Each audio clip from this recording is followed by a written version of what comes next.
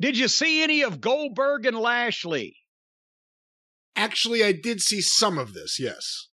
Well, this was a mixed bag. As I said, Saudi Arabia, they were with Goldberg like it was 1999, and they gave him the whole thing, the security, the door knock, the long walk. Did you see the security? Did you see some of those security guards? Well, yeah. Well, they just pick up random schlubs wherever, but, we're not expecting that these people should actually look like legitimate security. Are we at this stage of the game? Why is Goldberg the one guy that needs security? Well, we don't really know. That's never been established. Is it that they're afraid that because he's such a celebrity, people are going to try to attack him? Are they afraid that he's going to go off like Brock Lesnar and attack the people? What exactly is the reason for all that security? They're afraid he's going to do a promo. That may be possible. So the whole thing, it takes forever, but the people like it. And he looks great for his age. I mean, I'm not saying that. And as we've mentioned, the combined age of of Bobby Lashley and Goldberg is 97, right? 45 for Lashley, 52 for Goldberg. Is that what we came up with? I think a while so. Back? Yeah. So for a combined age of 97, this wasn't a bad match, but what the fuck are that? Does anybody bother to stop and think about any kind of quality control or make any sense with this? They announce the match ready to begin, the bell rings, Lashley's in the corner, and he's got his back turned to Goldberg, and he's wrapping a chain around his fist.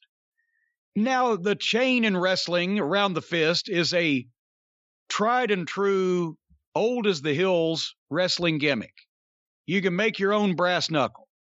You take a dog choker chain about 18 inches long and you keep it in your tights or your knee pad or whatever. And when you pull it out and you wrap it around your fist, it's visual. People can see it. The referee can't. You use it. Boom. It's great, right? Lashley had a chain that looked like you would haul a fucking boat with it. It was pulling it out of his pants, but it had to be 3 feet long. And the links were huge. If you wrap this around your fist and legitimately hit anybody, you'd break every bone in your hand and fingers, wouldn't you? It was a pretty big chain, I have to admit. It was huge. So then Goldberg rushes Lashley in the corner and gets all over him, even though it's not looking good because Lashley's covering up because he got a chain around his fist. And then he turns around and starts throwing punches and allegedly hits. Some of them came in the vicinity, some of them didn't. But Goldberg was selling them somewhat. He allegedly hit Goldberg 9 times, punched him with a chain wrapped around his fist, and Goldberg went to a knee. There was no blood. There was nothing's wrong with his face. He didn't go down. He wasn't knocked out. He took 9 shots with a logging chain around a guy's fist that weighs 275 pounds, went to a knee, and then Lashley dropped the chain, threw the chain out of the ring. Well, sure, after you shoot the guy 9 times, what do you need the gun for? Throw it away and pick up a club. So he throws the chain out and shovels Goldberg into the post, through the buckles into the post. And then Lashley, and I love Bobby Lashley as a human being and as a talent. He was being told to do these things. This was a set-up match. Lashley went to the floor and looked under the ring, but couldn't find a chair. So he turns around, he sees one at ringside. He gets it from ringside, goes in, bashes Goldberg twice with the chair, then puts it down and runs Goldberg back into the post.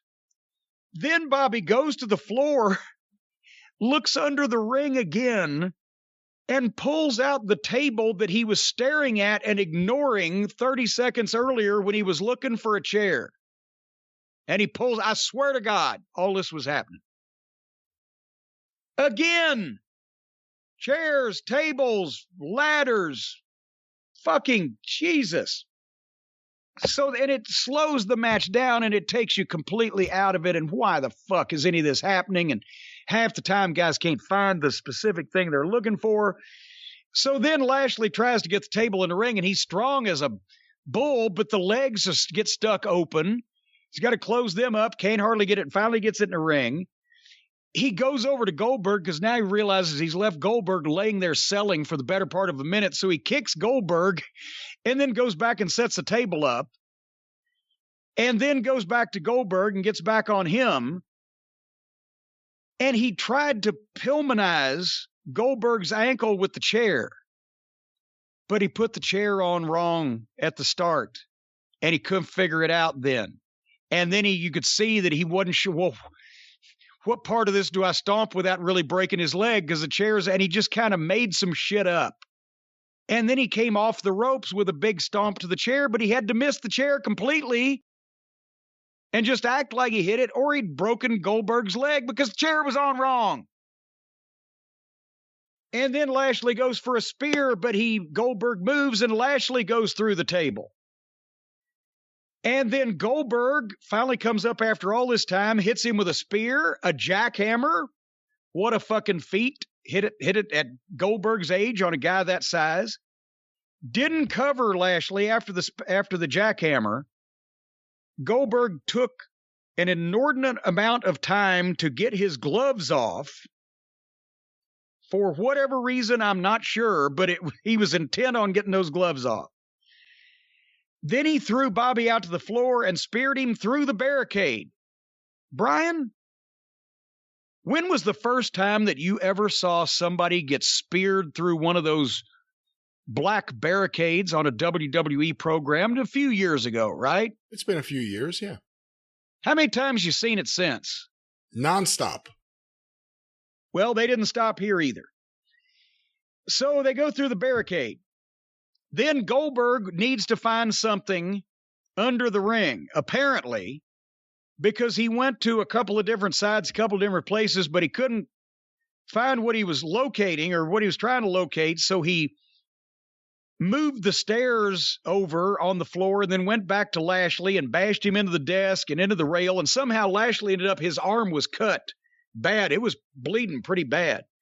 And so, of course, since there's a real injury, the camera did everything they could to stay away from it. Then Goldberg picked up the stairs and tried to basically kill Bobby Lashley with the stairs, but Lashley moved. Lashley crawls down the entranceway. You've got Bobby Lashley, a beast like that. He's crawling. Goldberg follows, but as Lashley gets to the top of the entranceway there's Cedric Alexander and Shelton Benjamin, who were excommunicated from the Hurt Business quite some time back, right? But now they were, but I believe, because we don't watch Raw, we don't see what's happening, they may have been brought back into the Hurt Business recently. They were reunited when they realized, well, we fucked this up royally, didn't we? The writers, so they put them back together on Raw, but now they're back together. But MVP was not there. Did he take a stand on fuck you, I ain't going to Saudi Arabia? I'm not sure what MVP is. Because he was conspicuous by his absence. But anyway, there's Cedric Alexander, there's Shelton Benjamin, and guess what they've got? The only thing that this match was missing, the only thing that we needed, kendo sticks. I'm not making this up. They bring kendo sticks. They hand one to Lashley. They've got two of them. They charge Goldberg, and Goldberg just gives Shelton a big boot and backdropped Cedric on the floor, got one of their sticks, and then just wore Bobby Lashley out with the kendo stick. I wrote, I hate this show. You can watch this anywhere. You can go buy a fucking ticket for $10 to any barn or rec center of any outlaw mud show in the country and see guys hitting each other with chairs and kendo sticks. This is a big-time show with supposedly big-time talent, and all they want to do is garbage matches, just like everybody else can do that doesn't even have any talent. And then Goldberg speared Lashley off the stage through 3 tables covered in a black cloth with something underneath them to soften the blow, but we couldn't really tell what it was. And at least it didn't go poof like Jericho's My Pillows that he lands on when he takes his big bumps. And was this Falls Count anywhere? Because the cover and the pin was made on the tables in the back of the arena on the floor. 1, 2, 3. Goldberg won. I don't know if it was or wasn't. I just kind of figure everything is nowadays. I guess it was. So now we've had the Hell in a Cell with everything in the world, and then we've had the Goldberg and Lashley with everything in the world, and interference and fucking chaos and gimmicks. And there's still 2 hours left in this program.